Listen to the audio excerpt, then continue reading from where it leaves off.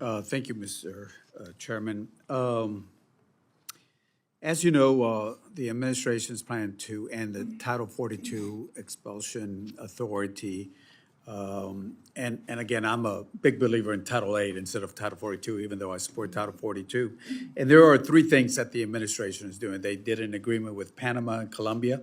Number one. Number two, they got the asylum officers. They're going to do some expedited work with Border Patrol facilities. And number three, there's a rule that should come out before May 11th that basically says that if people don't come in, if they come in between ports of entry, they'll be returned and they have to come in through a port and do it, provide an incentive to do it the legal way and not not in between ports.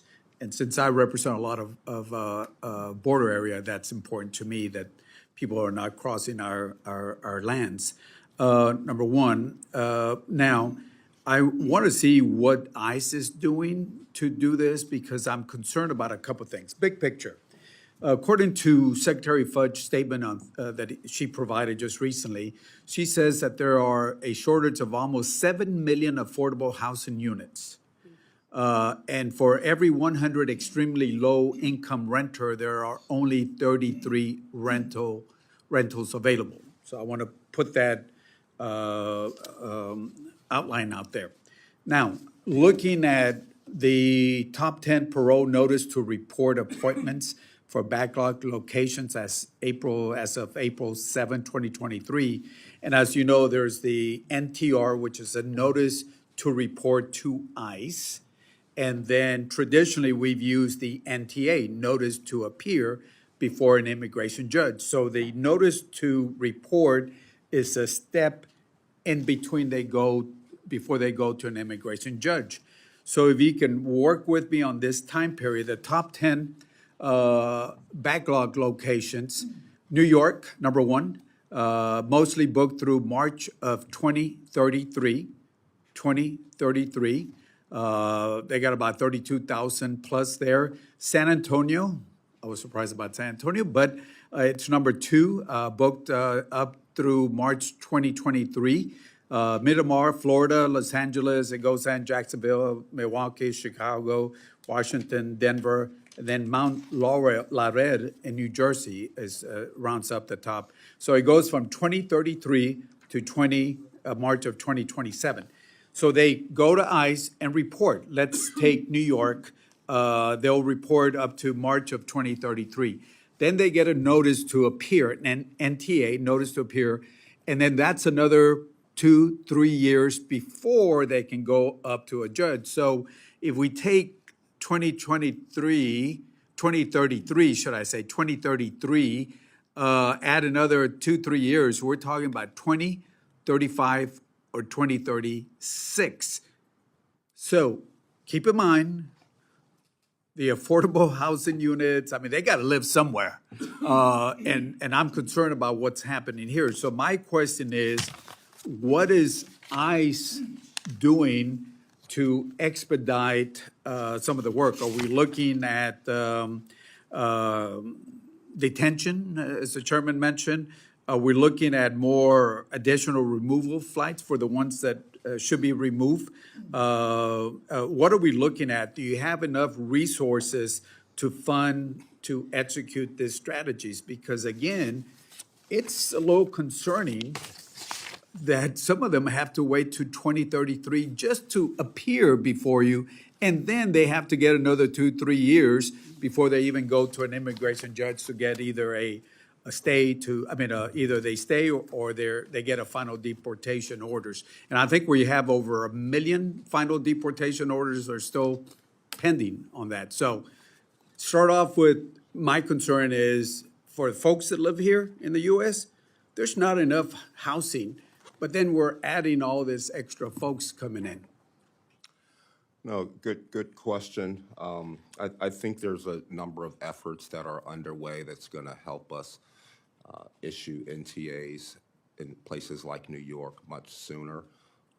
There are some technology solutions that are in the works that is going to allow us to issue NTAs virtually. There is a request to the Hill to give us the authority that we can actually serve it virtually and have people agree to accept their documents electronically. So that is certainly something that we'll continue to work with the Congress to sort of get the authority for. But we are working on the technological piece of it so that we can do these telephonic interviews or virtual interviews and have individuals not have to wait 10 years to have their charging documents issued. There's also the online change of address form or technology solution that we're working on, which will allow individuals to opt in to receiving mail-out NTAs, and we think that too will certainly help eliminate the backlog. CBP is also, given the large number of individuals that we've released, they're also beefing up their staff to help ICE tackle this backlog. So with them joining the fight and, if we get the additional resources in FY24 that we're slated for, like 145 ERAs, additional 45 ICE officers that are going to be assigned to the non-detained docket, we believe this additional staffing will go a long way and help more quickly eliminating the NTA backlog. Thank you, Mr. Cuellar. Thank you, Mr. Chairman. Commissioner, again, I want to talk a little bit about operational control measures. As you know, that term was defined in the Secure Fence Act of 2006 as, quote, the prevention of all, and the key is all, unlawful entries into the United States, including entries by terrorists and other unlawful aliens and instruments of terrorism, narcotics, and other contraband. Keep in mind, as I said during my opening statement, that the last 2 fiscal years, more than the prior administration, we've added over $2.4 billion to CBP budget authority. That's over a 15% increase. Now, can you tell me how many of the 1,954 miles that we have with Mexico are under, quote, operational control? And I want you to go by the Bush administration, the Obama administration, the Trump administration, and currently the current administration. Well, thank you, Ranking Member. I don't believe that we've ever had operational control by that definition. Under Bush? Under any, since the definition was Bush, Obama, published Trump, in 2006. or even on that. Right. So, and again, I know that metric can be hard to achieve, but I think we all want to work with you to try to reach that goal. I think it's a goal that we need to reach, and whatever way we can help you with the right resources, please let us know. Now, I want to follow up on what the chairman said right now. I believe that we, using football as an example, I hate playing defense on the 1-yard line called the U.S.-Mexico border. A lot of times people want to emphasize everything on the 1-yard line, but I'd rather play defense on their 20-yard line. So I think there's 3 things that I in my opinion, if y'all implement it correctly, I think it should work to address what's going to happen on May 11th. 1, the agreement with Colombia, Panama, and the U.S., if y'all work on that, you should be able to stop a lot of folks from coming in there. It's a 60-day, but hopefully y'all can keep it longer than 60 days. I assume it's a pilot program. Number 1, the asylum officers that will be now, is the right word, embedded in CBP, Border Patrol facilities, where they can do the expedited decisions. And as you know, that's important because if you have 100 people asking for asylum, 88 to 90% are going to be rejected. So I don't think we ought to be letting in 100% in. So those asylum officers, if we do it correctly, should work. And then finally, the new rule, which I'm hoping will come out before May 11th, and I know that there are some folks, more progressive folks might not like it, but I like 2 parts of it. 1, if somebody's asking for asylum, they should not come in between ports of entry, because I got a lot of landowners that don't like that one bit at all. And they should go through the port of entry without disrupting trade and tourism, which are so important to us. And then the other thing is the third country It's something that I've been advocating for many years, even before the Trump administration. Try to add that in the appropriations, but I wasn't successful. But that basically means that if somebody has a fear and they pass through another country where they could have asked asylum, then that fear is gone. The U.S. is, we welcome people, but the U.S. is not the only place where you take the fear away. So the rule hopefully will be coming out, but if you can talk about those three things, and again, I believe in law and order at the border, but at the same time respect the rights of the legitimate asylum folks that are asking for asylum, should I say. Thank you, Ranking Member. So a couple of things. Couldn't agree more on the collaboration with our foreign partners, whether, the regional strategy, whether it's visa policies that are the same throughout the region, whether it's working with our Panamanians and Colombian partners to ensure that they are stopping the transnational criminal organizations from trafficking these vulnerable people through the Darien. So we continue to work with a number of foreign countries, including Panama, Colombia, Mexico, and in South America. As you pointed out, we have made some modifications to our facilities so that we can do enhanced removal, and this is important, enhanced expedited removal from CBP facilities of single adults from easy-to-remove countries. As you know, we're not a long-term detention facility for families and the like. We have deployed 600-plus interview booths and with video audio capability to our facilities, and we are working with CIS and EOIR on the video and audio capabilities. We've been testing out this process in RGV last week and across the southwest border. Last week in RGV and across the southwest border this week, so we continue to work out the kinks. And lastly, and most importantly, I truly believe in what you said, is that we need both a pathway and a consequence. Yeah. Without consequences, as you know, Mr. Chairman, folks will see the border as a speed bump, and we need to have consequences. Thank you, Mr. Chairman. Thank you. Good point, Mr. Cuellar. And now we'll turn to my good friend, Mr. Newhouse. Homeland Security Subcommittee, the full Committee of Appropriations, Mr. Cuellar of Texas. Mr. Chairman, Cole, thank you so much for allowing me here. Ranking Member McGovern, thank you so much. And to all the members of the committee, thank you so much, including Mr. Massey. But I do also want to thank my fellow, he was smiling at me. I want to thank our ranking chairwoman, also member, and my colleagues here.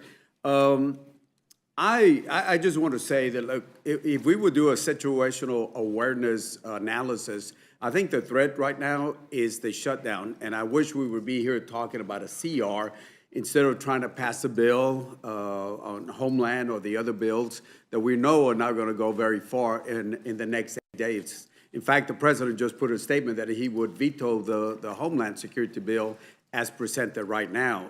We should be focusing on a CR. And I'll tell you why. I live on the border. I don't just go visit the border, and I've been talking to Border Patrol agents. I've been talking to some of the Border Patrol chiefs. In fact, I talked to Secretary Mayorkas yesterday and Troy Miller and other folks, and they're worried about if there's a shutdown, because if you look at the numbers of people coming in and the stress that the Border Patrol are facing right now, and then to tell them that you're going to continue working without a paycheck while they have they got mortgages, they got things that they have to pay, they got families, they got kids that are going off to school. We should be focusing on a CR so we can allow the process to work. Mr. Chairman, we've done this, and Ranking Women DeLaw, we've done this so many times. We know what happens here, and we should be focusing on a CR. But nevertheless, let me give you my thoughts on the Homeland Security bill itself. Chairman Joyce is a good friend of mine, and we certainly think if we were put in a room together, I think we can work this out rather quickly. And I just have to say, there are a lot of good things on the bill, but there's a lot of things that are missing on the bill itself. So let me just say, we got to understand the border. Some of y'all paint the border as a very dangerous war zone. I would say if you look at the stats, murder, rape, assault, the border is actually a lot safer. If you take Laredo as an example, it's lower, those rates are lower than here in Washington, D.C. Actually, Washington, D.C., if you look at crime statistics, we're in a more dangerous area than the border itself. Now, that is on the crime itself. But if you look at migration issues, yes, we are. We do have some issues that we have to address. But I would say that we need to stop looking at the border as the 1 yard line, because we are talking about putting so many resources on the 1 yard line called the border. What we ought to do is extend the perimeter and look at what we ought to do on the 20-yard line. We ought to look at more resources outside the border, give homeland authorities where they can do the work outside the border, and look at how we can work with Mexico, Central America, Panama, Colombia, and other countries to address this issue. Now, this bill has a lot of bipartisan investments and requirements that we need to look at, but there's still some things that we need to look at. I'll start off with the border. I know that for a lot of y'all, the border wall is so important to address, but again, it is a 14th century solution to a 21st century problem. When you look at the people coming in, there are some people that want to come in that try to evade, but the majority of the people that we're seeing right now are going to turn themselves in because they're asking for asylum. Now, I don't want to get into the debate of asylum because most of those folks don't qualify under the law. The law is you got to have persecution by the state based on religion, sex, or one of those reasons. If it's drought or it's another reason, crime and all that, it doesn't qualify him for asylum. I don't want to get into the debate of asylum right now, but I do want to say that if you think a wall is going to stop them, it's not. It's not going to happen. Let me give you a reason. I know our governor talked about putting some buoys. That was only less than a quarter of a mile of the buoys for a 1,200-mile border. Quarter of a mile, less than a quarter of a mile for 1,200 miles. You talk about the wall, let's look at where the boundary is on the U.S.-Mexico border. If you look at the 1,200 miles river that we have, the boundary is actually the middle of the river. Do we put a fence there? No, we don't.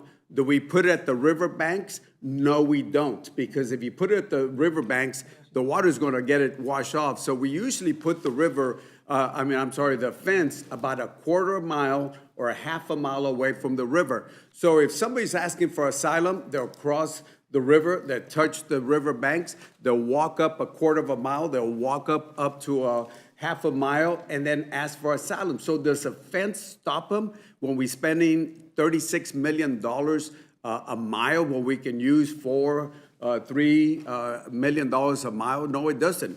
Now, I can either leave this here or leave it in the smallest room at the Capitol and have somebody find it, but I will say this. If you look at the fence, itself, The gentleman is not allowed to hold up exhibits. Yes, sir. I'll leave that in the small room somewhere where somebody can pick it up. But I would say this, if you have a fence, the heat maps will show you that that's where most of the people are coming in. So you have a fence, and that's where the people are going to. So again, I would say that investing $2.1 million on a border fence is not going to work. I'd rather put that in personnel, technology, and put it in the right place.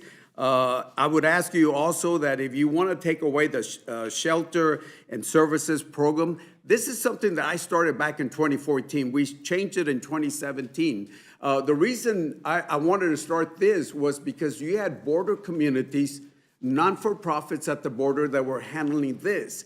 And if we take that away, that means you're going to leave all those migrants at the border communities like Laredo, El Paso, and the other places. So I would ask you to reconsider the shelter and services program also. Again, we got to make sure that if we add monies to border security, that we do it in a smart way.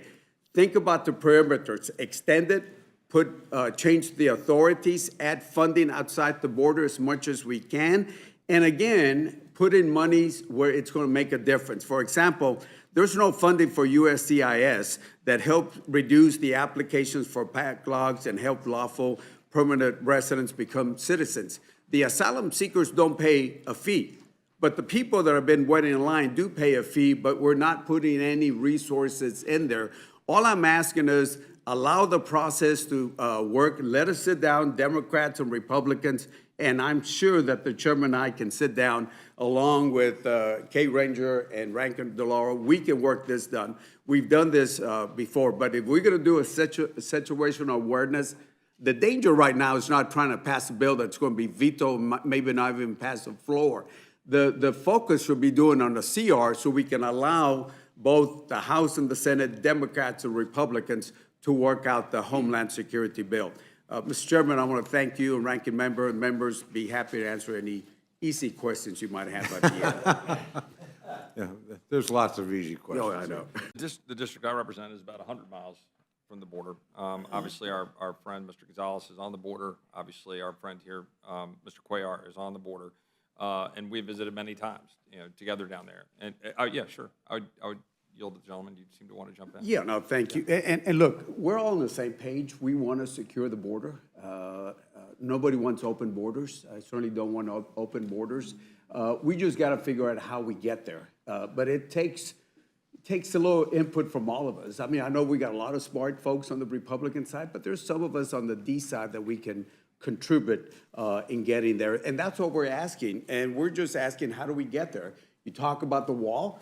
Some of us forgot that somebody had said that Mexico was going to pay for the wall. So why have the taxpayers do that when we can use the monies to provide more security at the border? Most drugs will come in. If you talk about fentanyl, 90 to 94% will come through the checkpoints or the ports of entry.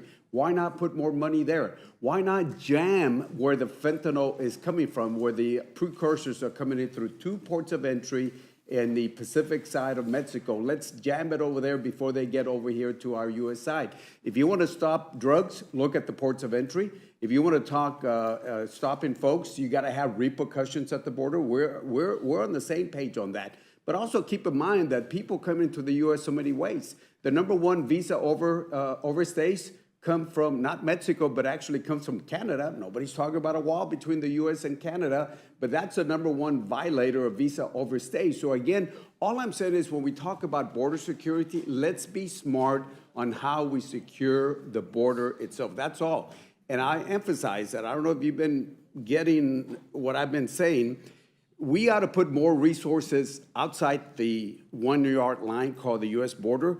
We ought to provide Homeland the authority to do more outside the U.S. border called the 1-yard line. And if we extend it over there and let Homeland do what they need to do outside the 1-yard line, I think we can be a lot more effective to stop drugs and folks are not supposed to be coming in. Will the gentleman yield? Yes, sir. Could you explain to these folks, because I've heard it from you, and obviously you have a tremendous amount of expertise living in it every weekend when you go home, what you're talking about exactly by that so they understand about because that's something that we're all going to have to act on here in Congress to make that happen. Yeah, and what we're talking about giving Homeland authority is there's certain, Homeland already has authorities to do certain things outside. They can pre-clear, they can do certain things outside before goods come in. But if we give them the authorities, and there's a proposed language that I think I've showed both of y'all, is to let them do where they can work with governments outside, the ones that are willing to work with us outside, where if they do certain work out there, instead of, once they go through that process, instead of having folks being deported here, they can actually do that with other governments. In other words, certain things that Homeland can do outside that they're doing at the border, give them that authority outside the border itself. And by the way, we need to provide more money for ICE, air ICE. You want to talk about comparisons, Mr. Norman? If you look at after the Title 42 went away, Title 42 from May 12th to just about a week ago, and you compare it to the same period of time, 2019, where there was another administration, This administration actually deported 253,000 people to over 150 countries, compared to about 160,000 that was done over the same period of time. I'm just saying is, all I'm saying is, let's agree that we want to secure the border. Let's just include people, other folks, not only Republicans, but Democrats and the Senate. I guess we got to include the Senate, So the right? question is, so getting back to time here, on a couple of the issues that you've raised. So you talked about the wall. I can't remember when you came to Congress, but I don't know if you remember, did you overlap with Sylvester Reyes? I did. So Sylvester Reyes, who had been a former Border Patrol agent, supported construction of a wall in El Paso, a Democrat. He did so because he thought it was critically important for maintaining control of the borders inside of El Paso. Most of the evidence has indicated that it has been highly successful at managing the flow within the city of El Paso. Obviously, people go around. That's kind of the point. With respect to McAllen and Brownsville, I think the gentleman would recognize the traffic comes predominantly in the areas where there is not infrastructure and walls. If you would allow me, I think that is wrong. Well, I'm holding on to my time for a second. I'll let you answer. The fact of the matter is, in terms of the data, in terms of what Border Patrol has testified to and said here in this House, the traffic has predominantly been around the areas where there is no walls sitting in those two cities side by side. And, I mean, present what you want to say. I'm going to say that is what has been testified to in the Judiciary Committee before me. Now, maybe you've had different testimony. But I'm telling you what has been testified to us under oath here in the House of Representatives. The extent to which the wall that was created in California in the mid-1990s, the traffic went from something like 600,000 down to maybe 30 or 40,000, immediately following the creating of the triple-layered barriers. Now, where I will fully agree with the gentleman is that you can build a wall all the way from the Gulf of Mexico to San Diego, and it could be 100 feet high and 100 feet wide. But if you're going to weld the doors open, and if you're going to tell the world that you will be released into the United States, no matter what, if you come here and utter magic words, then that infrastructure is completely irrelevant. So my point is, just saying all of that is, we don't need to debate the wall. I support figuring out how to continue to get it. And one more thing on the wall to the gentleman saying about who's paying for it. Well, who left the parts sitting rusting in fields in the state of Texas? Who is paying people not to build the wall, as this administration has been doing? Who is now trying to say they're selling the wall parts off instead of actually doing what was already appropriated? And by the way, passed under law in this body, the Secure Fence Act, with language going along with saying you shall construct the wall. This body spoke. And then had language defining operational control that the Secretary of Homeland Security came before our committee and when presented with the definition said, yes, we are following that. We do have operational control, said it multiple times under oath, and then later the following year came back before the same committee and said, oh, I wasn't talking about that definition, even though it was the very definition presented with it. Obviously, out of respect to my good friend, I'll yield to you to respond. And again, thank you. Look, I can't show this, but I'll leave it somewhere. I'll leave it somewhere. Gentleman's You can hand it to gentleman's me. free to pass it to Henry, you can him. hand and it. just, I will, look, if you look at Laredo, it's the second lowest crossing of people coming in. We don't have a fence there. Right. No, let me finish. It's not the No, it's not the place where people are let- passing. Let me. Eagle Pass right now is all the population because they're moving, the cartels are moving them there. Go ahead. I yield. West Texas is the lowest crossing area. They don't have a fence, or they might have God's There's nothing wall out that there. I'm just telling you the There's different literally no one there. different border patrol sectors. Laredo doesn't have a fence, and we don't have the crossings. We're the second lowest crossings it is. If you look at the numbers where most people are coming in, it's where we have a fence. Why? Because there's two profiles of individuals. Eagle coming in. Pass? No, can I finish? Eagle Pass? gentlemen, just, It's your time. I'll interrupt again. I'm enjoying the debate, so I don't want to stop it. It's your time. Or But it's my time, but just you're please to don't answer. talk over one another, because the stenographer has to get it out. I am. I've shown up with my Let me, Coke. let- I have let- popcorn. It's a good debate. Gentleman from Mr. Roy controls the time. That's what we're supposed to do. Henry? Mayor? Yes. Thank you. If you look at the fence in Texas, you have a river. The middle of the boundary is in the middle of the river. You don't have a fence there, right? I mean, Correct? Governor There's not. Abbott might disagree at the moment, but yeah. There's not. So the next closest place will be the riverbank. We don't have a fence by the riverbank for the 1,200 miles. Why? Because there's a treaty, and plus it's going to be washed away. So where is the fence in Texas? Where we have river. It's a quarter of a mile or a mile away. So the two profiles of individuals coming in are the ones that are trying to evade and the ones that say, aquí estoy, I'm ready to turn myself in. So what they do is they touch the riverbank, they can claim asylum, they walk up a quarter of a mile or a mile away to where the fence is, whether you have a gate or no gate there. They'll come in and say, Border Patrol, here I am, and they turn themselves in. So how does the fence stop those asylum seekers when they're a quarter of a mile away? And again, So, Mayor, I'm going to respond to that, and I'll give you the time back. Because this administration is creating the environment for that to occur. Because when we were having a proper debate about a fence, it was when we actually had individuals, including Jay Johnson, a Democrat, who said 1,000 a week was an emergency, who actually wanted to try to enforce the law. And now it says, oh no, we're just going to say, if you come here onto this dirt and utter those magic words, like I already conceded, a fence is only as good as the willingness of the people to enforce the law. So all I'm suggesting is that, you asked for time back. I'll go back. Therefore, the fence doesn't work. You just proved my No. point because Hold on. it is the repercussions. You got to have repercussions. If you don't have repercussions, a fence is not going to work. Or with or without a fence, you have to have repercussions.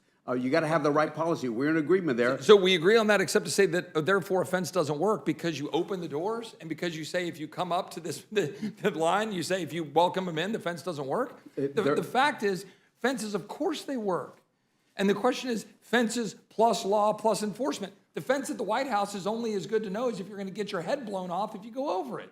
That's literally only as good as the fence will work. But it's there to stop flow and traffic. And if you cross the fence, there will be consequences. So therefore, if you have a fence a quarter of a mile away or half a mile away from the river, how is that effective? You're now talking about policy. I'm talking about fence.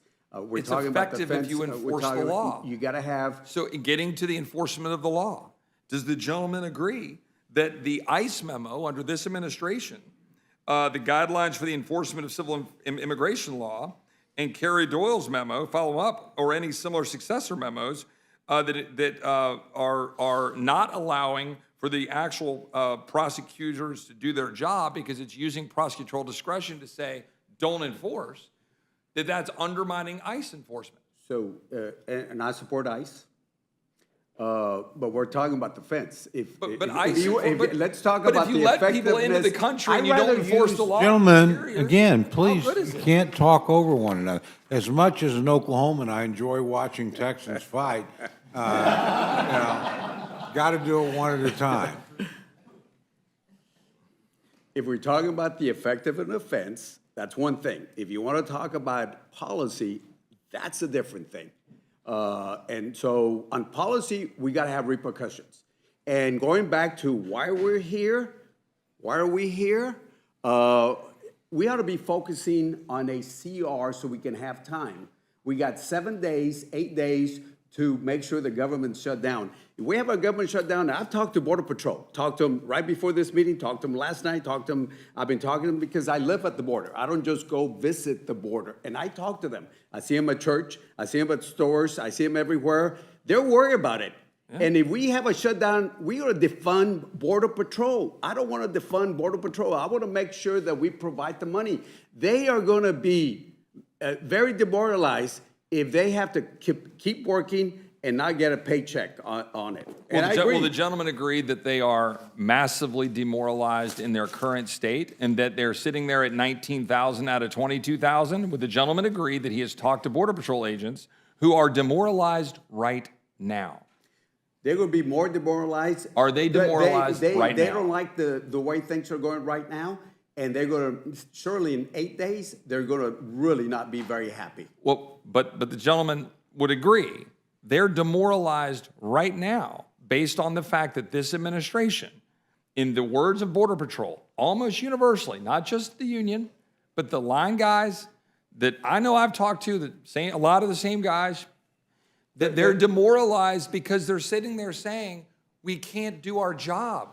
We're processing people and we're not patrolling the borders. The gentleman agreed that that's what we're hearing. I agree. I've looked at the surveys of Border Patrol over the years, and they're probably one of the hardest hit on morale. So right now, they were there 4 years ago, and if we don't do something and provide them the paycheck that they deserve, they're going to be very demoralized.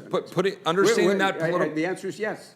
But they've been demoralized, and they will be more there right now, and I agree with you on that. Right, But and if we don't give them a paycheck, I can tell you they're going to be really pissed off. So I'll Really concede and pissed off. agree that of course they want their paycheck. Everyone does, and of course Border Patrol will say that. But it's really important to understand that they're sitting there looking at that and saying, yeah, we want change though, because we can't watch more of our guys get so demoralized that their suicide rates are way up. They're coming to us and saying, guys, we're running out of the ability to keep doing this. That's the thing. Like, so we all get this. And so we can go round and round about the fence, whatever.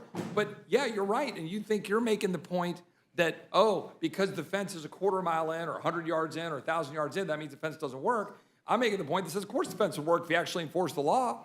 And then if people come there, they know, well, you can come to the fence, you can say hi, or you can come to the gate and say, hey, can I come in? And you can say, no, you got to go to port of entry and you got to have a passport. Otherwise, you got to say, hey, I'm coming here seeking asylum, and it's very specific. And we send a message to the world. If you just say asylum, that ain't going to do it. Magically, everything would stop. And then we would have an actual honest debate about what you raised about the ports of entry. Because the real problem is, yes, we have drugs coming in through the ports of entry. Of course we do. I've sat in the same scanners that you've sat in, looking at the scanning trucks. We get 1 out of 10 that we're able to actually put through the scanner. So, okay, maybe we could talk about a budget with more scanners. But if you have everybody sitting there processing people in tents and they're not patrolling the border, then you have individuals who are getting into this country like how many gotaways? To my friend from Texas, 1 million? 1 million gotaways? Is that what we think we've had under this administration? What number do you think? So there's been getaways under all different administrations. 1 million? But let me say this. Let me say, this wonderful debate that we're having, discussion that we're having, you're making my point, well, we need a CR. Because we need time to work this out and get it done. So why don't we focus, instead of trying to get something that may or may not pass next week and not enough time, let's sit down, get a CR, so you and I can continue having this discussion. Well, so I had Let me interrupt. Yeah. Chair in this committee is traditionally always enormously generous with the time and will continue to be. But I would just remind both of you, we have a lot of members out. A lot of members here that need to testify. They're here on a Friday afternoon. I know they've got other places to go. So if we can move along expeditiously. I will, deference to the chairman's request, I will wind down. But I will say this. Smirks notwithstanding, I will say this. This issue is not going away. This issue merits far more debate than even we just had right here. This issue is going to get resolved. This is a non-negotiable reality for the representatives from Texas that we resolve this issue, and increasingly people around this country. And so whatever people want to do in terms of how we're going to fund government, this gets fixed. I yield back. Thank you, gentlemen. Green of Georgia. Pursuant to House Resolution 723, the gentlewoman from Georgia, Ms. Green, and a member opposed, each will control 5 minutes. The chair now recognizes the gentlewoman from Georgia. Thank you, Mr. Chair. My amendment will prohibit funding for the Uniting for Ukraine program. This is a streamlined categorical parole process that allows an unlimited number of illegal aliens into our country from Ukraine. There have been over 9 million illegal aliens who have invaded our country since Joe Biden took office. It's unprecedented. Just last month, over 300,000 illegals invaded our country, the most ever recorded in a single month. Over this past weekend, Border Patrol reported there were over 11,000 illegal alien encounters in just a 24-hour period.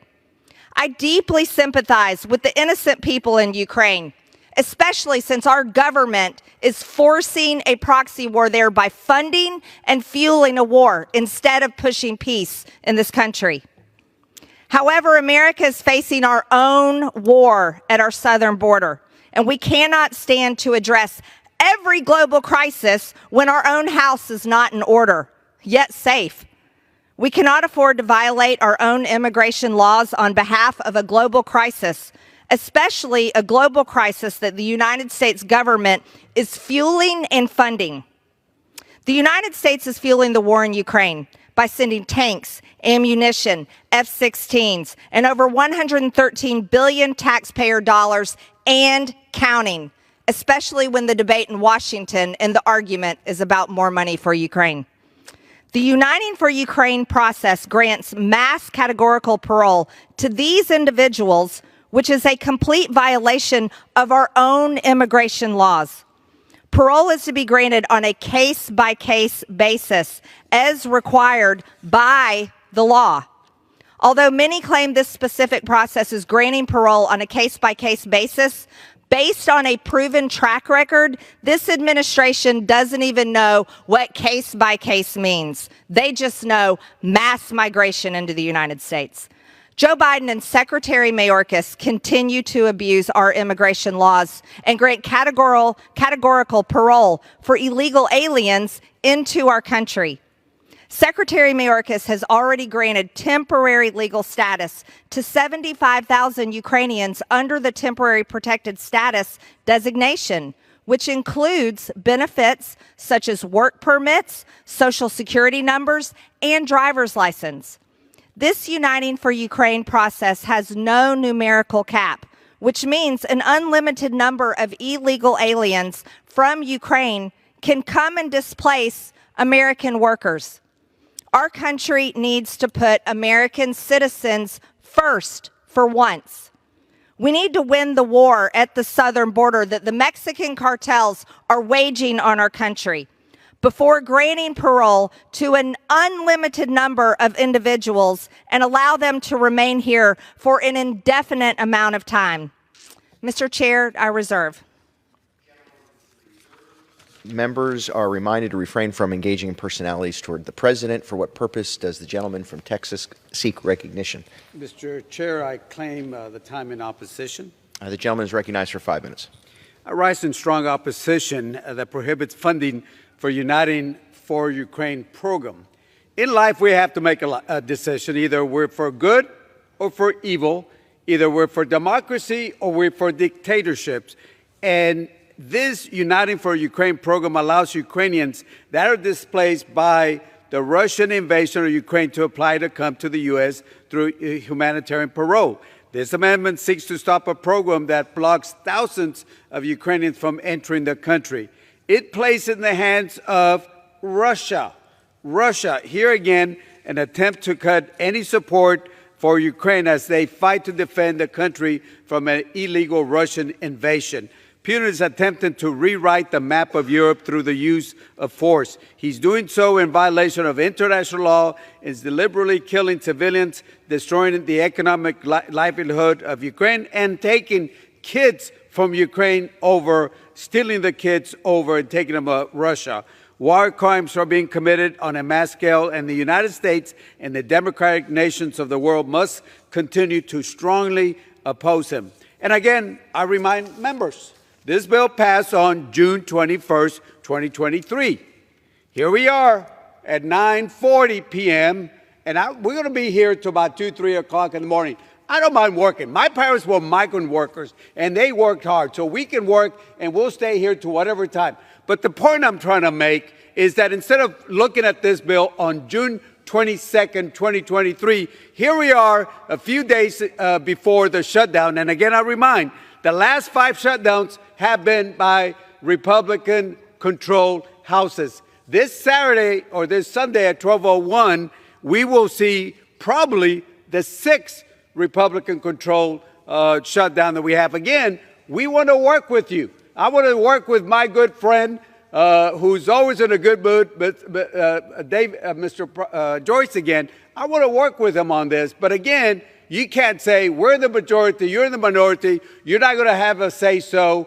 Some of us don't just go visit the border. We actually live there. I work with the Border Patrol. I want to support them. And then I keep in mind, again, I want to remind members that we had an opportunity to put $2.4 billion, which we did add, to support Border Patrol, control the border. And guess what? Except for 2 Republicans that are still in the House of Representatives, voted against border security. So again, we have a choice.